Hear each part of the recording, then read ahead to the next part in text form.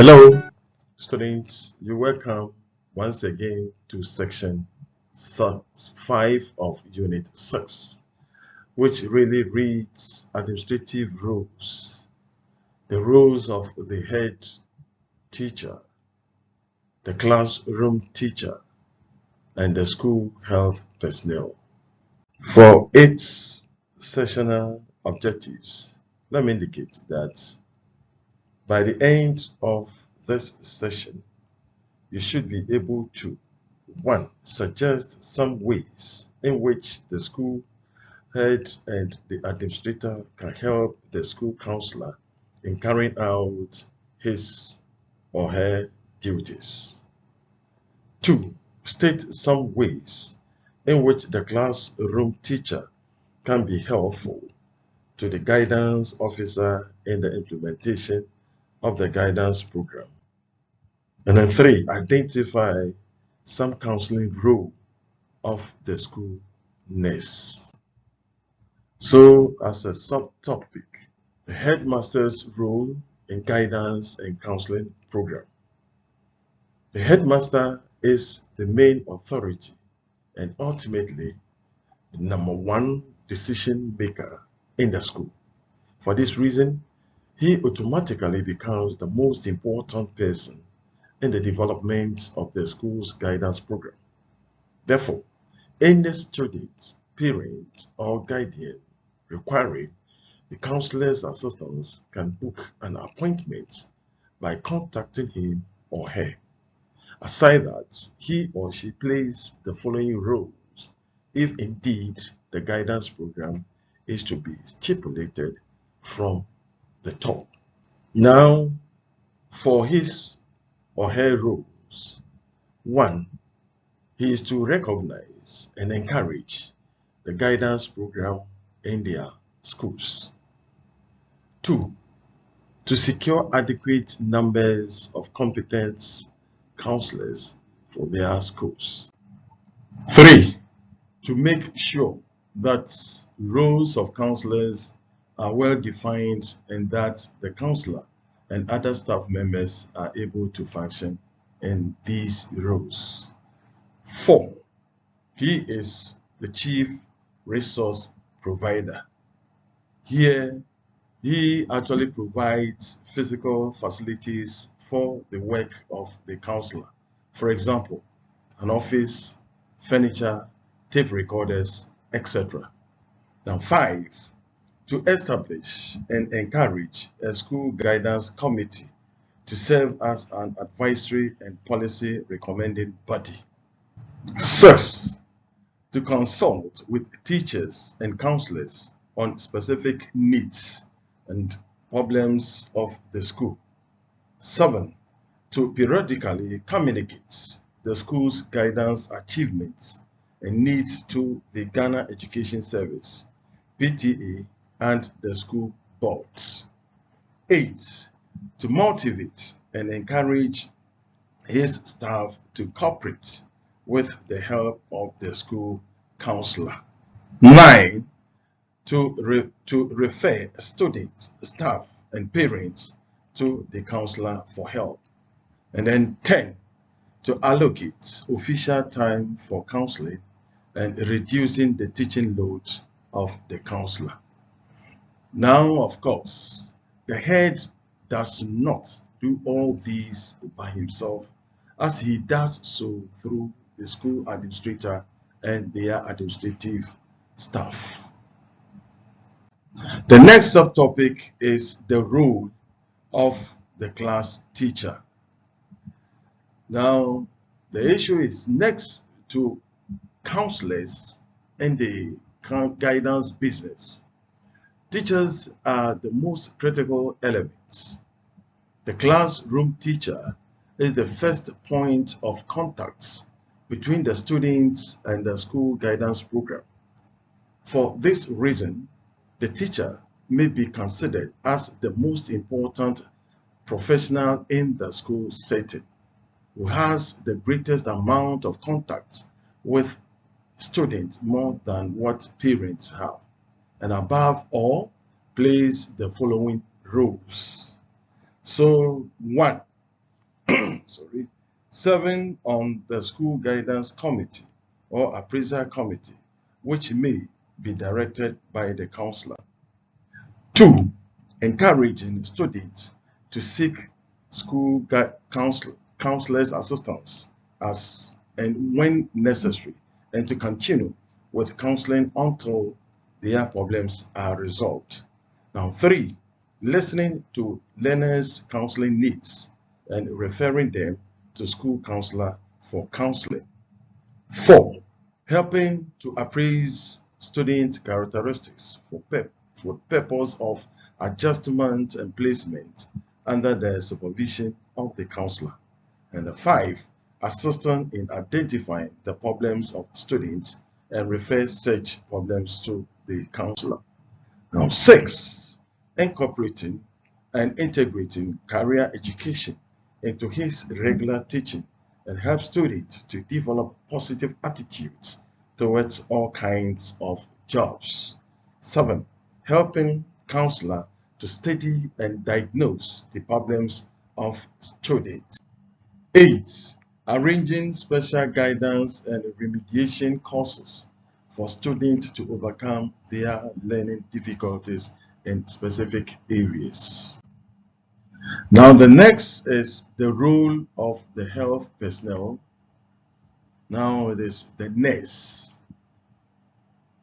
Nurses have been part of school setting since time immemorial, and the following are some of the roles they can play to help learners in our senior high schools. So 1. The school nurse would liaise with doctors concerning any school-related health matters and seek assistance for the child involved. 2. She actually accepts referrals from both counselors and administrators. 3. The dietitian works on medical-related problems such as allergies, reactions, and diet problems as she liaises with the kitchen staff. And then 4. Treat sick people as an individual, offering appropriate courtesy and respect. And then 5. She sees all urgent cases on the day of requests. 6. Ensures a system is in place at all times to contact an appropriate health care professional in an emergency. And 7. Provides appropriate care treatment from people who are suitable qualified. 8. Offers full information about services and in particular about anything which directly affects student health care. 9. Arrange a home visit and dormitory visit if the student is too ill to attend hospital immediately. Yeah, in addition to that, they take a leadership role in serving as the coordinators of all school health programs in the following manner. 1. Health service. Now, service as the coordinator of the health service program and then provide nursing care. 2. Health education. This one also, she provides health education to students, staff, and parents. The next is healthy environments. Here he identifies health and safety concerns in the school environment and promotes a nurturing social environment. Number 4, nutritional services. Over here to support healthy food services program. And the 5th says physical education stroke activities. Here too he promotes health, physical education, sports, policies, and practices. 6. Counseling. Provides health counseling, assess mental health needs, provide intervention, and refer students to appropriate school staff or community agencies. And the 7th one, that is the parent/community involvement. It promotes community involvement in assuring a healthy school and also serve as school liaison officer to a health advisory committee. And the 8 says staff wellness. Here he provides health education and counseling, promote healthy activities and environmental for school staff. Now, the next subtopic is implications of the roles of health personnel. Among other things as their roles, they are involved in evaluating student health, growth and development in learning environments.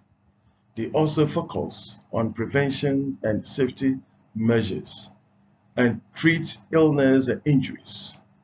Again, they identify and manage infectious diseases in the school community and provide case management for students with chronic or complex health problems, collaborating with other health professionals and with educators.